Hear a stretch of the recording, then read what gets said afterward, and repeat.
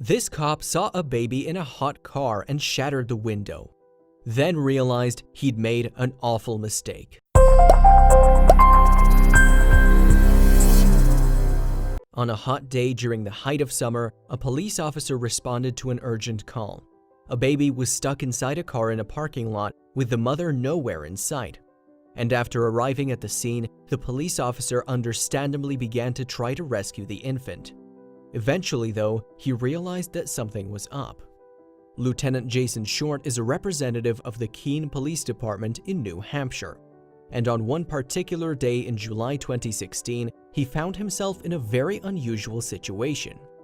In fact, something happened to him while he was on shift that made local headlines. It all started with a 911 call made by a member of the public. The concerned caller reported that they had seen a baby left in a car sitting in a shopping plaza parking lot. Even more ominously, the car's windows were closed on this hot day, and the temperature inside of the vehicle must have rocketed. Naturally, Short responded immediately and raced over to the scene of the incident. Aware of the potential danger to the baby, he knew that time was at a premium. "I got there as soon as I could. I don't know how fast I was going, but it was quick," Short told New Hampshire news channel WMUR in August 2016. And once he had located the car in question, he peered inside to see what appeared to be a young baby covered in a light blanket. Peeping out underneath, meanwhile, were soft infant shoes and a bottle of milk. But as the child's mother was seemingly nowhere around, Short had to make a potentially life or death decision. Could he afford to wait for the mom to return? In that moment, his gut decision was that he didn't have enough time to wait for the car's owner. The weather outside was sweltering after all, and no one could be sure how long the baby had been inside. So it seemed that there was only one thing for it. Short would have to take action himself. Consequently, he grabbed his baton and started beating the car window with it in an attempt to free the child. And before long, the window shattered, allowing him to successfully gain access into the car. When he did, however, he feared nothing short of the worst. Speaking to WMUR in August 2016, the lieutenant recalled that the baby looked lifeless, looked dead. What's more, when he took the child out of the car, it wasn't moving. Short quickly assessed then that there was nothing for it but to perform emergency CPR. However, it was when he attempted to do so that the penny dropped. Speaking to WMUR, Short remembered putting a finger in the baby's mouth only to find that it was all resistance. So, this wasn't a real baby at all. This was a doll. But it wasn't just any old toy.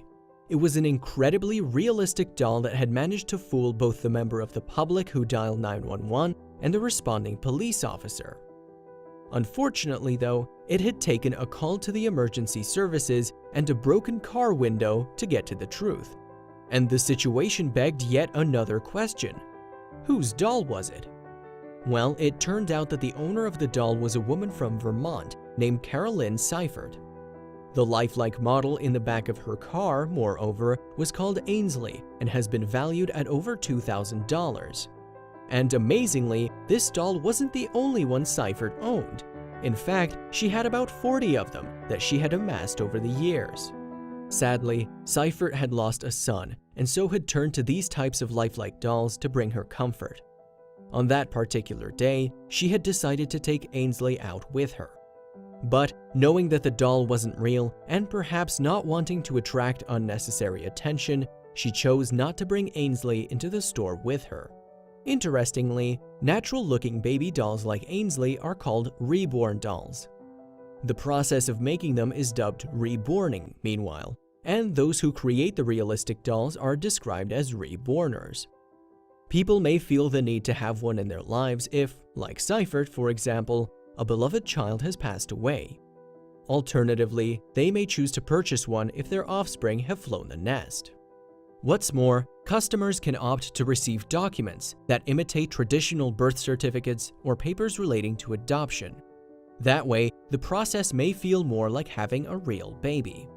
And as Lieutenant Short found to his cost, the models seem, at least at first glance, uncannily like the real thing, especially if elements like hair and even devices to simulate breathing and heartbeats are included. Although this story ends happily, with no babies coming to any harm and no lasting damage done, it seems as if Seifert did not enjoy any of the media attention associated with the incident. That's judging from a statement she made afterwards to WMUR, in which she stated that she has been laughed at and embarrassed by all the fuss. Perhaps feeling judged about her decision to adopt so many dolls, she concluded her statement to the news station with some heartbreaking words. "You can't know how people choose to deal with their losses in life," she said, suggesting perhaps that it is her dolls that help her with her grief after losing her son. Not only that, but Seifert has also expressed her hurt at the damage the police officer caused to her car that day. In response, the Keene Police Department, apparently not wishing her to be out of pocket, has said that it would make it up to her by covering the costs of repairing her vehicle. But that doesn't mean that Short regretted his actions one bit. Indeed, as he genuinely thought there was a real baby stuck inside a baking hot car, he did the right thing in his mind. "I would never assume that it's a doll," Short told WMUR.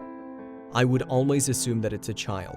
I would never do anything different," he continued, reasserting his belief that he acted appropriately. Furthermore, he decided to give some parting advice to Seifert to avoid the same thing happening again in the future.